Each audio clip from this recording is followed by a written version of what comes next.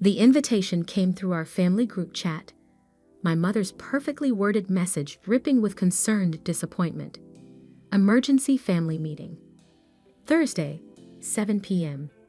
Alexandra needs our help with her situation. My situation? That's what they'd been calling my decision to quit my prestigious consulting job and start my own company. 2 years of subtle jabs, worried phone calls, and not-so-subtle hints about real jobs with actual benefits. I sat in my car outside my parents' colonial-style house, the same one I'd grown up in, where success was measured in Ivy League degrees and corporate titles. My sister Emma's Range Rover sat in the circular driveway, next to Dad's Mercedes and Mom's BMW. My Toyota Corolla looked decidedly out of place, exactly how they saw me these days. My phone buzzed. Another message from Marcus, my CFO. Forbes article goes live at 8 p.m. Eastern Standard Time. You ready for this? I texted back. Perfect timing. Family intervention starts at 7. His response was immediate. Savage. Want me to send a car to rescue you? No need. Some things are worth waiting for. I checked my reflection in the rearview mirror. No designer clothes tonight. Just a simple black blazer over a white shirt, minimal makeup, hair pulled back neatly. Let them think I couldn't afford better. It made the coming revelation sweeter. The door opened before I could knock. Mom stood there in her channel suit, perfect makeup not quite hiding her frown lines. Alexandra, darling, you're late. By 2 minutes, Mom. Details matter in business, dear. She ushered me inside. Something you might want to consider. The living room was set up like a corporate intervention. Dad in his power position by the fireplace, Emma and her husband James on the leather sofa, Mom's sister, Aunt Patricia, in the wingback chair. They'd even called in reinforcements. Ally. Emma air-kissed my cheek. Love the blazer. H&M. Thrift store, actually. I watched her try to hide her horror. Sustainable fashion. Very on trend. Dad cleared his throat. Let's get started. We're here because we're worried about you, Alexandra. About my situation? I took the least comfortable chair, deliberately facing them all. About your choices, Mom corrected. 2 years ago, you had everything. Junior partner track at McKinsey. That lovely penthouse apartment. William. Ah, yes, William. The investment banker they'd practically planned my wedding to, before I called it off to start my company. And now, Dad gestured vaguely. Living in that tiny apartment, driving that old car, working on some, what do you call it?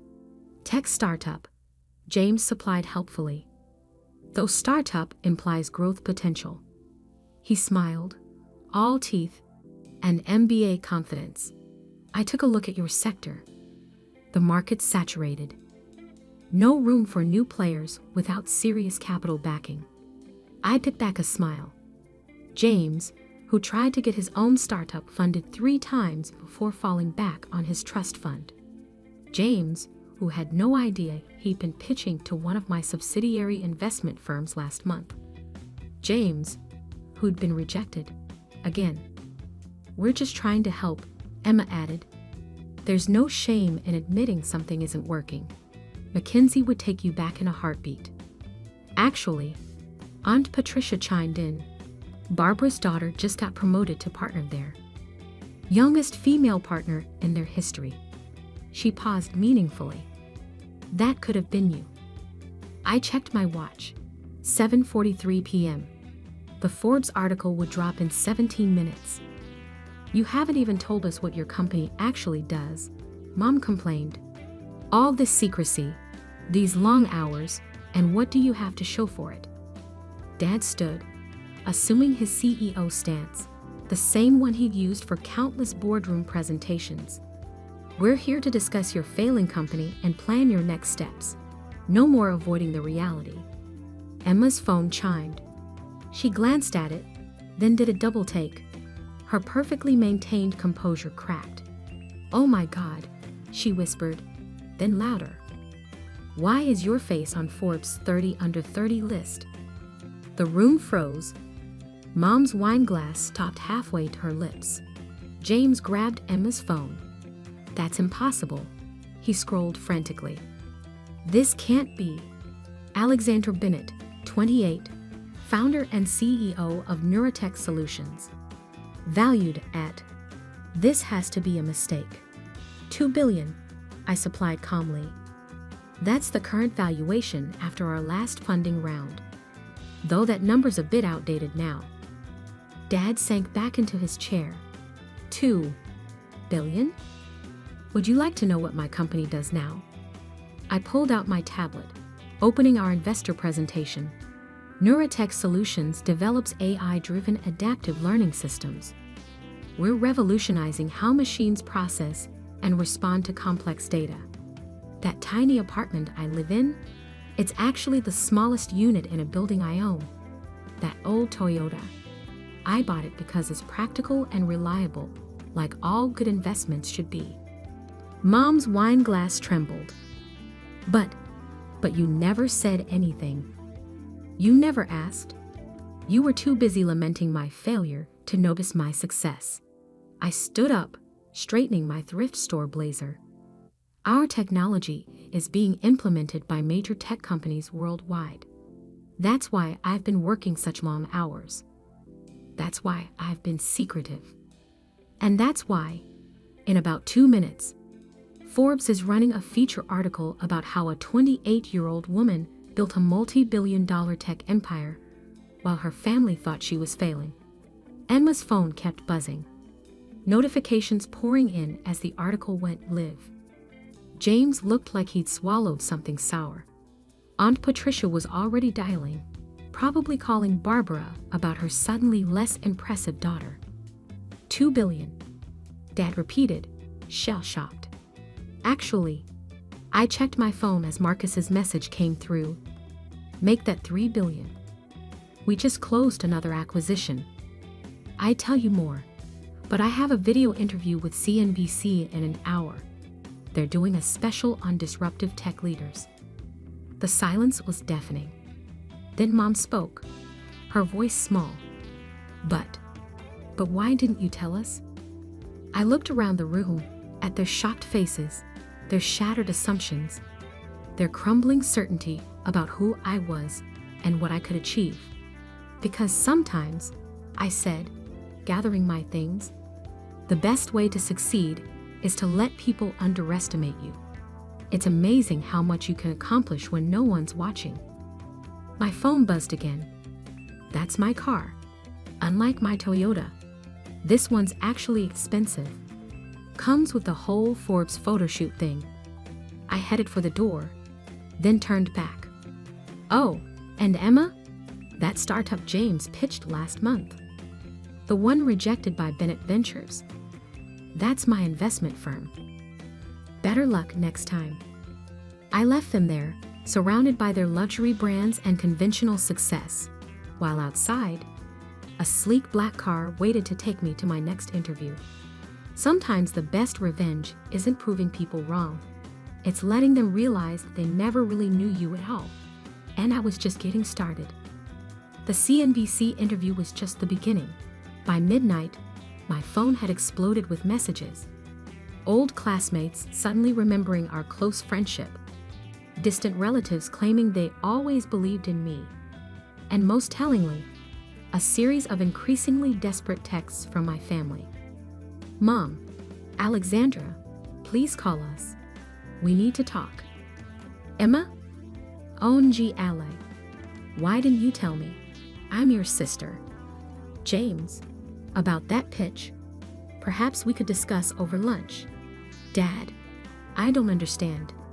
You had all this success and kept it secret. From your own family? I ignored them all, focusing instead on the message from Marcus. Stocks up 12% after the Forbes piece. Tokyo markets opening strong. Ready for tomorrow's board meeting. The next morning, I walked into Neurotech's headquarters.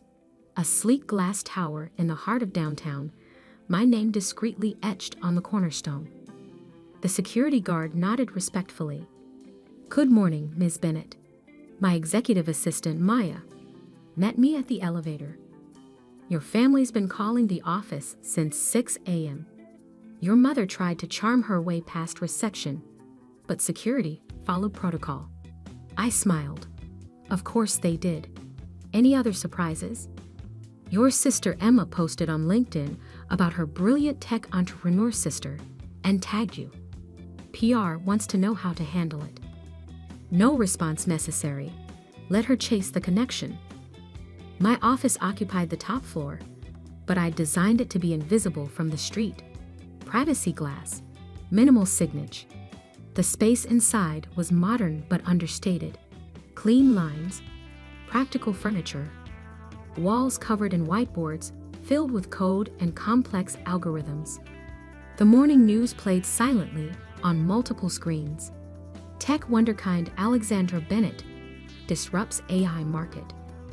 Neurotech Solutions, the stealth giant that's revolutionizing machine learning. Young CEO built billion-dollar empire in secret. A knock at my door interrupted my news scanning. "Ms. Bennett, your 9 a.m. is here." I turned, expecting my scheduled venture capital meeting. Instead, there stood William, my ex-fiancé, the investment banker my parents had never forgiven me for leaving. "Alexandra," he said, attempting his old charming smile. "You look successful." "I look exactly the same as when you called my startup dreams cute and admirable." I stayed seated. "How did you get on my calendar?"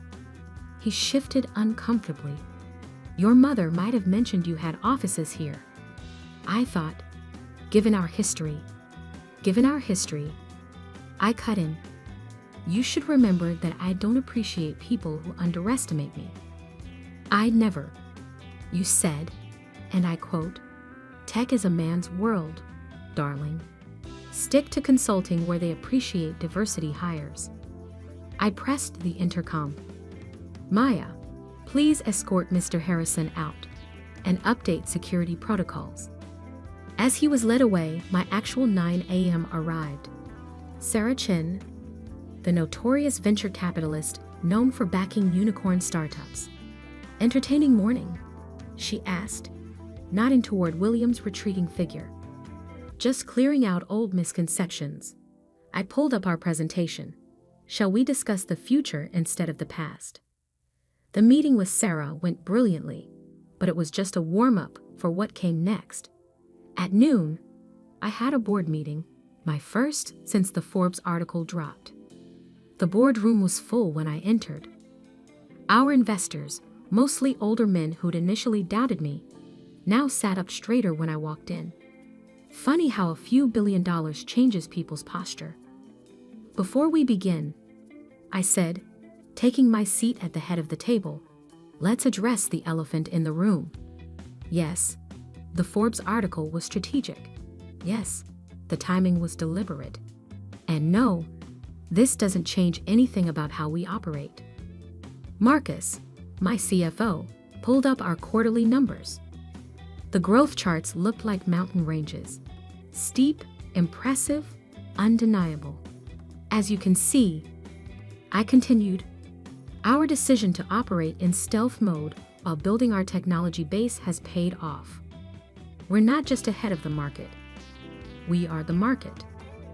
One of our early investors, a man who'd once suggested I bring in a more experienced CEO, cleared his throat. "The numbers are impressive, but the publicity changes things. Your family." "My family is irrelevant to this company's operations." I pulled up another slide. "What is relevant is our next move, Project Nexus." The room fell silent as I outlined our new AI architecture, technology that would make our current success look like a warm-up. Halfway through my presentation, Maya slipped me a note. "Your sister's in the lobby. Says she's not leaving until you talk to her." I kept presenting, but sent a quick message to security. 5 minutes later, Emma was escorted to our smallest conference room, the one with the uncomfortable chairs. After the board meeting, I took my time reviewing contracts before finally heading down to meet her. She'd been waiting 2 hours, her perfect blowout slightly wilted, her Prada bag clutched like a shield. "Really, Ally?" she burst out as I entered. "You couldn't have security tell them who I am. Your own sister. They know exactly who you are." I sat down. "That's why they followed protocol." She deflated slightly. "Mom's crying, you know. Dad hasn't gone to work. They feel betrayed." "Betrayed?" I raised an eyebrow. "By what? My success? My independence? Or the fact that they can't take credit for it? It's not like that. We're family. We should have been part of this. Like you made me part of your life? All those family dinners where you and James talked about your achievements. Those charity galas where Mom introduced you as my successful daughter and me as Alexandra. She's finding herself." Emma flinched. "That's not fair. We didn't know. Because you never asked. You were too busy feeling superior to actually see what I was building. And now," she gestured around, "now that we know, can't we start over? James would love to collaborate." "Ah, yes, James." I pulled out my tablet, opening his pitch history. 3 failed startups, 2 SEC warnings for questionable trading practices, and a trust fund that's dwindling faster than his excuses. "That James?" Her face reddened. "How did you?" "I know everything about everyone who tries to do business with my company, including the fact that he's been bad-mouthing me to potential investors for 2 years. Amateur hour, I believe he called it." Emma's designer bag slipped from her fingers. "He wouldn't. The recordings are quite clear." I stood up. "Now, if you'll excuse me, I have a company to run." "Wait," she grabbed my arm. "What do you want? An apology? Fine, I'm sorry. We're all sorry. Just don't shut us out." I looked at her perfectly manicured hand on my blazer sleeve, the same blazer she'd mocked last night. "I don't want anything from you, Emma. That's the point. I built all of this without you, without our parents, without anyone's approval or support.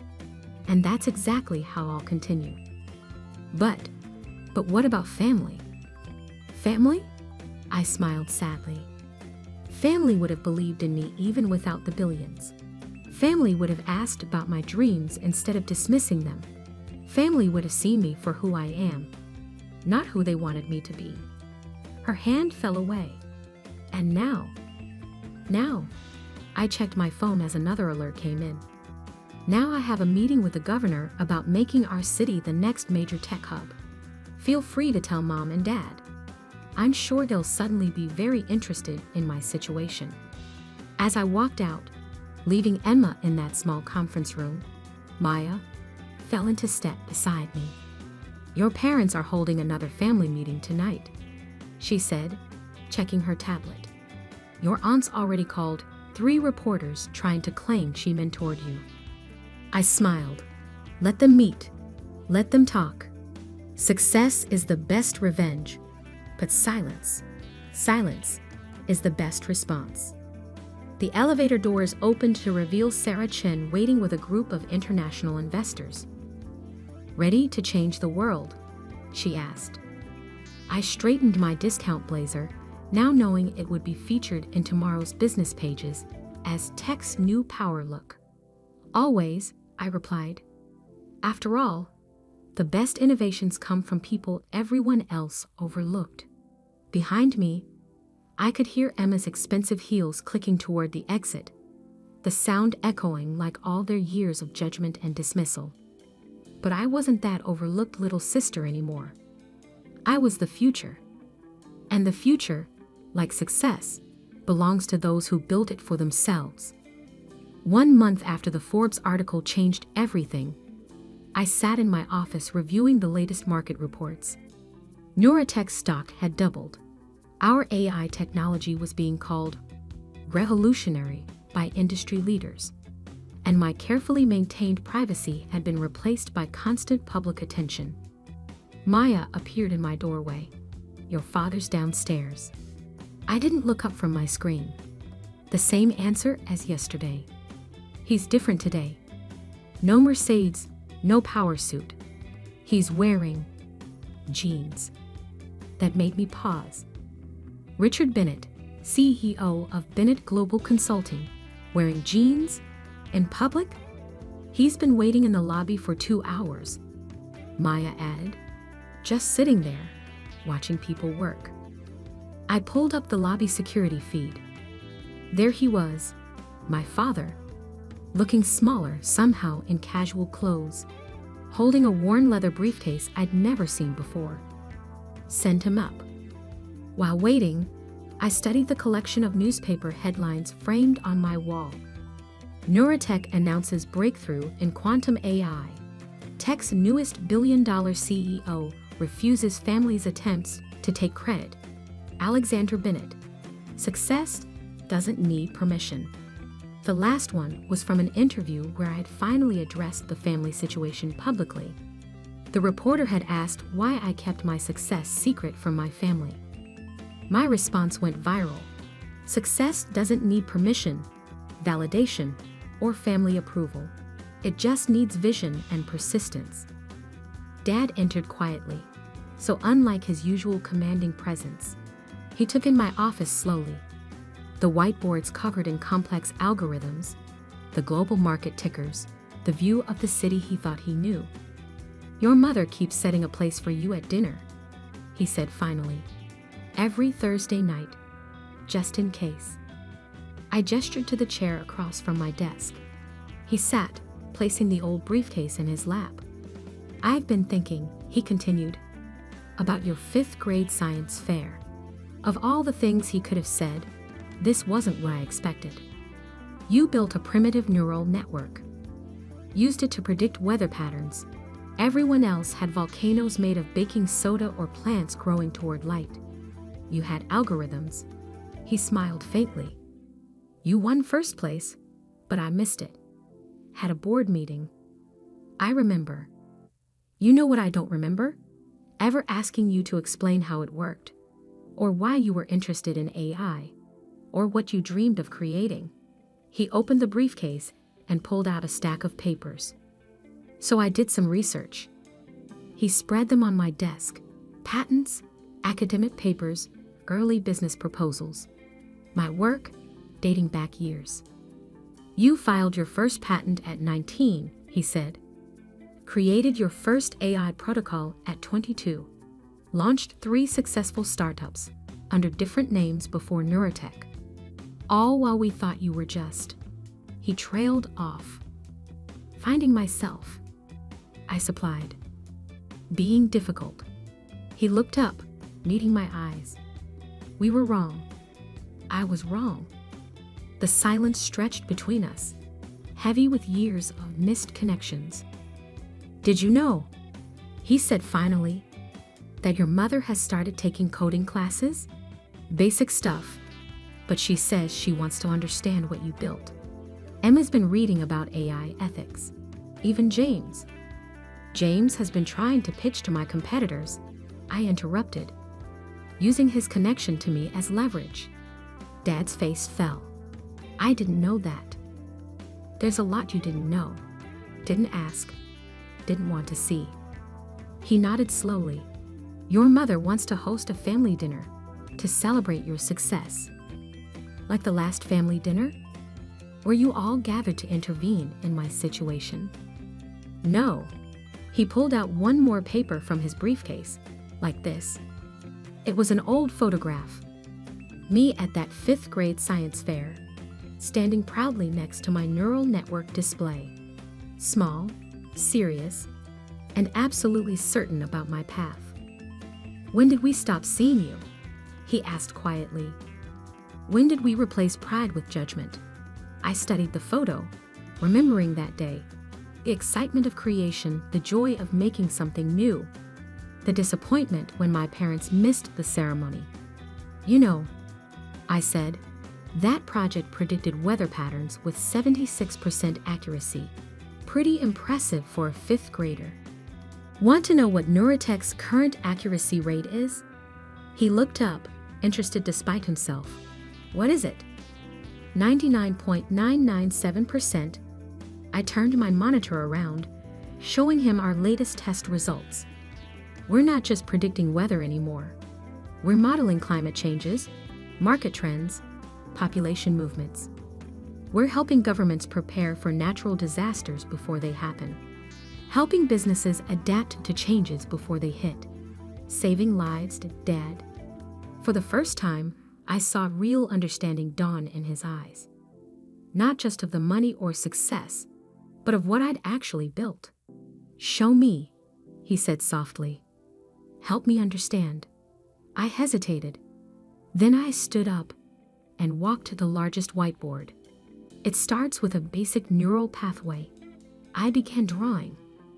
But then we added quantum processing. For the next hour, I explained my life's work to my father. He asked questions, good ones, showing he'd done real research. When I finished, he was silent for a long moment.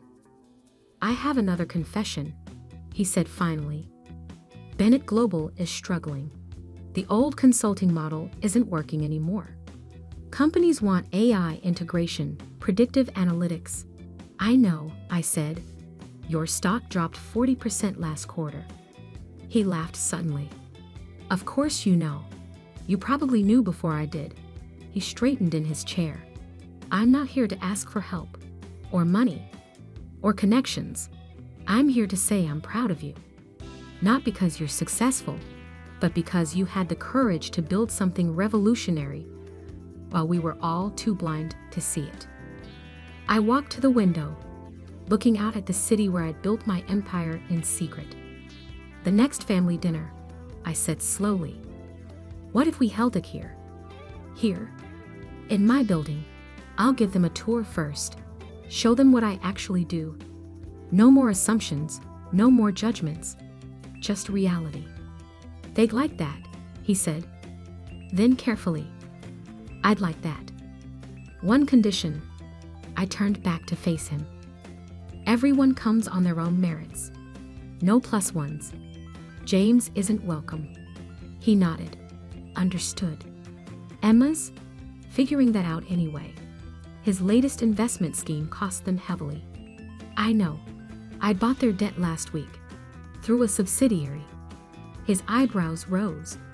You did? Why? Because Emma's still my sister. She needs to clean up her own mess. But I won't let her drown. I sat back down. Family is complicated. Success doesn't fix that. It just gives you the power to set better boundaries. Dad stood, gathering his briefcase. Thursday at 7? Thursday at 7. Tell Mom to wear comfortable shoes. It's a big building. At the door, he paused. That article quote, about success not needing permission. I'm framing it for my office, to remind me what real leadership looks like. After he left, Maya brought in my afternoon schedule and a fresh coffee. Your mother's already called 3 times about Thursday, she said. And Emma sent flowers. Donate the flowers, I replied. And Maya. Clear my Thursday evening schedule. It's time to show my family what I really built. That night, working late as usual, I added one more framed article to my wall. Tech CEO redefines family business. Success is the best teacher. Below it, I hung that old science fair photo. The little girl with big dreams who became the woman who changed the tech world. Sometimes the hardest part of success isn't building an empire. It's teaching others to see you for who you've become, not who they assumed you'd be. And as I looked out over my city, watching the lights twinkle in buildings where my technology was already at work, I smiled. Thursday would be interesting. But this time, I wouldn't be the one proving anything. I'd already done that. Now it was their turn.